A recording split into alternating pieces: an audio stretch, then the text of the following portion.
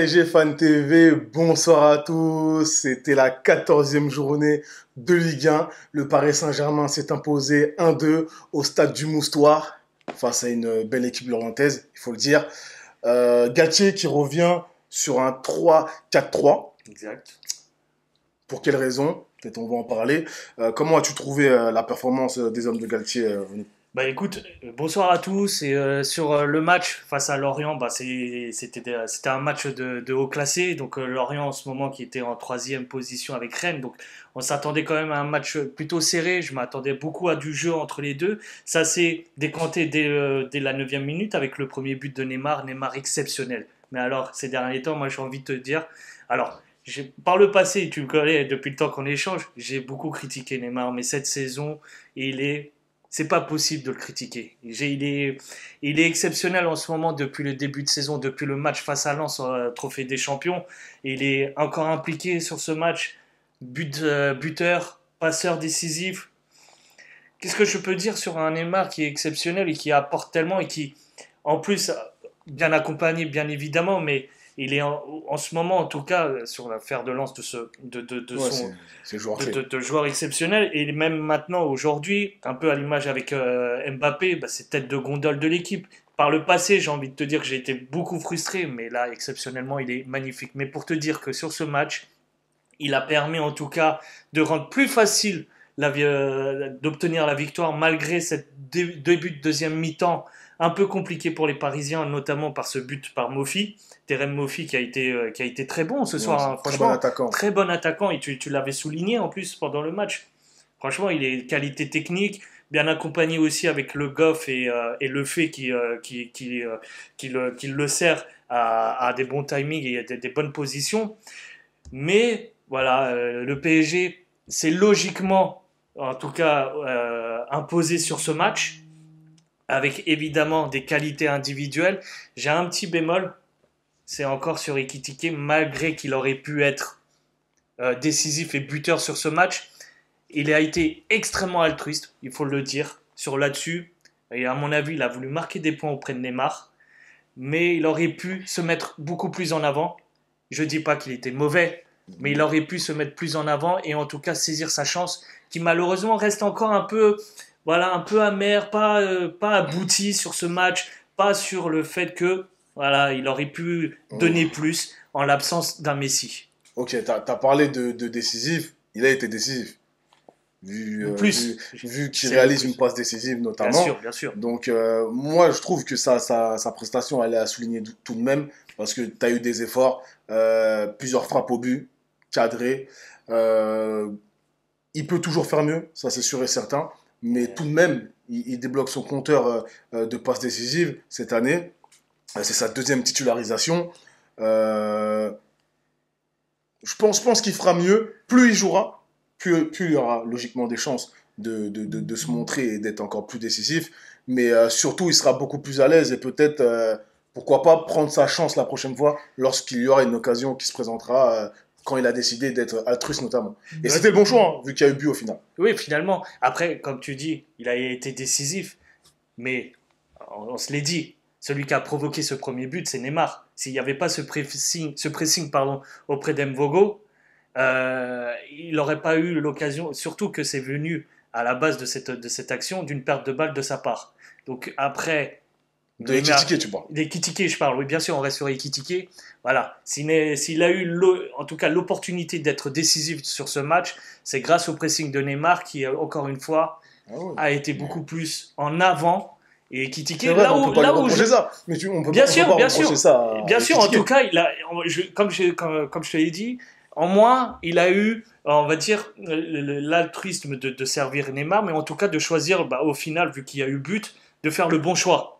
Donc, C'est ça, c'est ça. donc pas de souci. Donc c'est un point Ekitike, positif, il faut c'est le un souligner. point positif. Mais en tout cas, grâce à Neymar, je trouve que, enfin, je l'espère pour lui, en tout cas, que c'est un gain de confiance qu'il gagne avec le temps, après, au-delà, quand il gagnera, en tout cas, en temps de jeu, voire en titularisation, vu que c'est son deuxième cette saison. Voilà. Voilà. Donc pour passer au système Oui, tant utilisé c'est vrai, par c'est vrai, Galtier c'est vrai, c'est vrai. cette saison, donc le 3-4-3. Donc on a eu cette petite période avec le 4-3-3 qui a tout de même porté ses fruits. On n'a perdu aucune fois, on est toujours invincible, il faut le souligner. Tout de même, les buts encaissés, voilà, embête pas mal de personnes, surtout le club, hein, surtout les joueurs. Logiquement, c'est eux les premiers concernés. Mais en tout cas, cet après-midi, on est revenu sur ce système de début de saison. Voilà, qu'est-ce qu'on peut dire sur ce retour avec un milieu de terrain peut-être un peu moins dense sur le nombre de milieux de terrain de métier, Ouais. mais beaucoup plus de joueurs. Et voilà, qu'est-ce qu'on peut dire? Est-ce que ça a porté ses fruits? Euh, Lorient, en tout cas, met un but qu'on ne peut pas forcément reprocher aux joueurs Oui. parisiens, avec voilà, Marquinhos qui se fait emporter par cette feinte de corps. Et voilà, je le critique pas dessus, parce que pour moi, c'est Non, super bien joué oui, comment Mofi, pardon, j'avais perdu son nom. Donc voilà, qu'est-ce que tu en as pensé, toi? le problème qui s'est passé, encore une fois, bah, cette défense à 3, j'ai l'impression que ça perturbe pas mal les joueurs, et notamment les joueurs défensifs. Là où le problème qui s'est passé sur le but, et après on sait très bien, on en parle souvent qu'il y en a un problème défensif depuis quelques matchs, depuis 4 matchs, on a quand même encaissé, on est à 2, 3, 5, on est à 7 buts encaissés en 4 matchs. Voilà, là notamment face à Lorient, c'est à cause notamment des pistons qui étaient trop hauts et ils ont laissé libre les couloirs. Le danger est venu des couloirs. Voilà, c'est compliqué. J'aime pas. Je commence en tout cas en débattant avec vous et puis au sein du PSG Fan TV à moins apprécier ce système de jeu. J'ai l'impression en tout cas qu'ils sont plus à l'aise et surtout que les couloirs sont occupés derrière nous. Un Ramos, voire Donc tu préfères un 4-3-3? oui, bien sûr, je préfère une défense à 4 pour l'instant. Pour le moment, je vois on est beaucoup plus à l'aise, voire beaucoup plus décisif, en tout cas sur nos aspects, Sur nos nos phases phases défensives. défensives. Alors que défense à 3, j'ai l'impression qu'avec par exemple Ramos, quand tu le laisses seul sur le couloir, bah, qu'il y a un couloir monstre parce qu'il est impossible pour lui de revenir s'il est face à un joueur rapide. L'autre côté, que ça soit Kipembe ou c'était C'est Danilo, Danilo, j'ai l'impression, voilà, c'est le même effet. C'est un peu le même effet. Marquinhos un peu isolé, un peu seul, où il se retrouve à devoir défendre pour rattraper les coups, voir les erreurs de ses coéquipiers. Voilà, c'est compliqué ça. Ok, ça amène offensivement plus d'armada, plus de possibilités, en tout cas plus de offensivement densité. Ouais. avec nos joueurs, Mm. mais ça laisse derrière nous, aux joueurs défensifs, à devoir, en tout cas, rectifier le tir, c'est-à-dire à rattraper les bourdes de ses coéquipiers. C'est Et ça. généralement, on se retrouve à devoir défendre face à deux attaquants. Alors, tu peux très bien réussir, mais la majorité du temps, bah, tu passes à côté parce que forcément, avec une passe sur le côté, bah, t'es vite effacé. Hein. C'est ça. Et jusqu'ici, même si on encaisse des buts, finalement, ce sont des systèmes qui fonctionnent au Paris Saint-Germain, vu que voilà, Mhm. on concède aucune défaite Bien sûr, depuis le début de la saison. évidemment. Mais on en parlera de Marquinhos qui pour moi, dans ce système, joue contre sa nature. Mhm. Je pense que c'est un joueur qui est porté, qui doit être porté un peu plus haut sur le terrain dans ses performances. Je pense qu'il s'épanouit beaucoup plus de cette façon. Mhm. Et lorsqu'il est sur un 3-4-3, 3-5, oui, c'est ça. Oui, oui, oui. Voilà, 3-4-3 comme ce soir. Euh, Ouais, c'est compliqué pour lui. il peut pas monter, il peut pas se permettre de monter. Il est Exact. obligé voilà, de rattraper, comme tu l'as dit, les espaces un peu laissés par les latéraux. Et donc voilà, moi j'aime pas trop le voir D'ailleurs, jouer de cette façon-là. Je préfère le voir beaucoup plus haut sur le terrain. et il y a quelque chose que tu viens de dire et qui me percute et que c'est très percutant ce que tu viens de dire.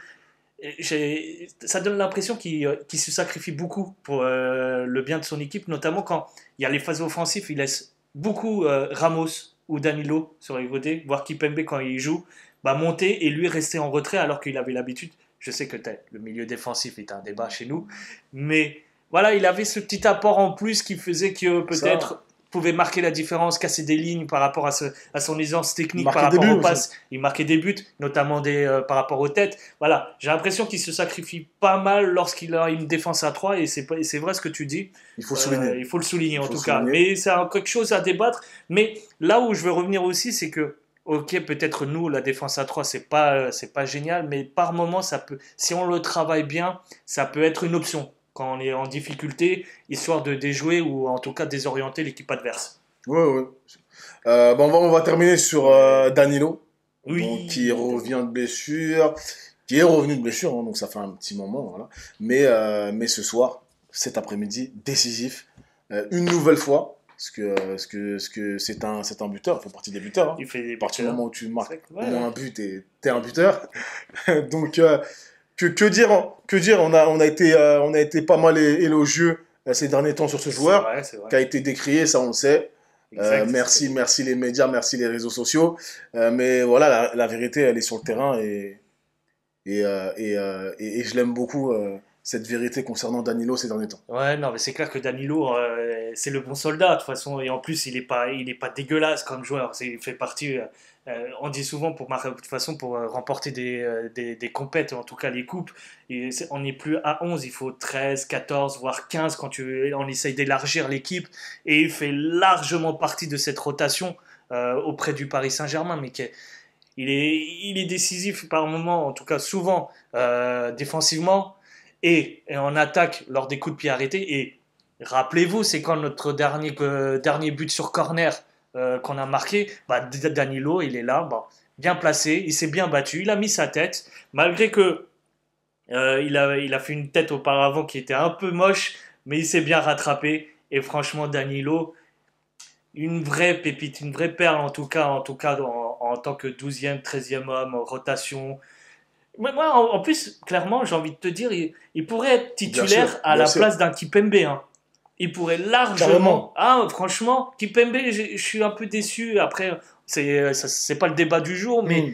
voilà, par moment, Kipembe, il me déçoit. Il fait des choix un peu absurdes, un peu pas illogiques, qui fait que Danilo, sur le jeu, voilà, il est plus réfléchi, il fait les bons choix, il est plutôt bien placé à ce niveau-là, tu vois. Et techniquement, après, ils se valent les deux, mais voilà, en ce moment, malgré que vous le savez, je veux qu'un jour un Titi porte le brassard de capitaine et je voyais beaucoup Kipembe, donc vous voyez un petit peu l'importance que j'ai auprès de ce joueur, mais actuellement, en ce moment, j'ai légèrement une préférence pour Danilo. Très bien, très bien. Bon, on en reparlera de toute manière, même si moi je les vois les deux sur le terrain. Oui. Dans une. Mais à la place de qui alors? Si on Bah, joue à 3 dans un ou voire à 2. moi, dans mon système, c'est 4-3-3. 4-3-3, mais tu Donc mets qui je alors? mets Kipembe Marquinhos tous les Marquinhos? jours. Je mets D'accord. Kipembe Marquinhos tous les jours. Et sur le milieu de terrain, bien entendu, Vitinha, Verratti, indéboulonnable. Ah, c'est dommage pour Avec, Danilo. et Fabien Ruiz, j'aimerais le voir un peu plus. C'est un débat qui s'ouvre. Ouais. Mais je mettrais Danilo Ah, sur sur cette le ligne du milieu milieu? de terrain, exactement. Ah, ok. Exactement. Donc, Bon, on aura l'occasion d'en voilà, on parler, aura c'est bien. l'occasion d'en parler. En tout cas, Paris Saint-Germain, cette année, Invaincu! invaincu, Invaincu! ça continue. Il faut savourer ça. Est-ce que Savourez-le. ça va se terminer de cette façon? On verra bien. Il manque plus qu'un match avant la Coupe du Monde. Face à Auxerre, À Auxerre, dimanche prochain, à domicile. Donc voilà, il faut que ça continue. Et normalement, il ne devrait pas y avoir de grosses surprises vu que il fait partie des bas de classement, la GIA en ce moment. Ils sont, en exactement. tout cas, voilà, c'est difficile pour On est eux, à la ça veut dire. maison en plus. À la maison, pour bien terminer, la cerise sur le gâteau, avant une Coupe du Monde qui va être agitée, mais en tout cas, voilà, il faut C'est bien ça, finir. c'est ça, c'est ça. Donc merci à vous de nous suivre sur la chaîne, Twitter, Instagram. Restez connectés. À la prochaine rencontre. À très bientôt. Salut les gars!